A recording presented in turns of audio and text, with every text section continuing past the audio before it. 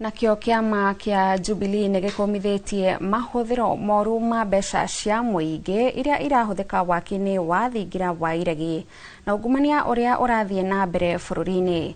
Mwandĩki mũnene wa kĩama kĩa Jubilee Ole Kenta akĩarĩria andĩki a mohoro arĩ kaunti-inĩ ya Narok nĩ amakĩtio nĩ ũrĩa thirikari ĩtaingĩrĩire ũhoro wa mbura nene ĩrĩa yaurĩte na andũ arĩa makuire kumana na mbura ĩyo. Oho nĩ akũmithĩtie thirikari kumana na ikuũ cia Akenya arĩa makwĩrĩire bũrũri-inĩ wa Russia. Kenyan people to realize their country is going. Once the children of this country do not get jobs, they are forced to go and get killed in foreign lands. When there is no employment for our youth, no jobs for them, yet people are appropriating billions for state houses, for houses that are not useful to anybody.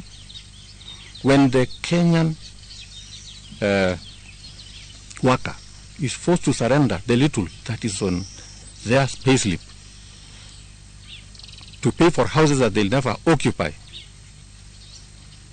then there is something very wrong with this country. So we are calling on the government of William Ruto to be sympathetic with the Kenyan people, to stop those allocations of billions in State House and redirect it to more useful activities or other benefits for the Kenyan people. So as the people of Narok and the Secretary General of Jubilee, I'd like to tell the Kenyan people Jubilee is with them and that they should trust this party and that we shall deliver in 2020.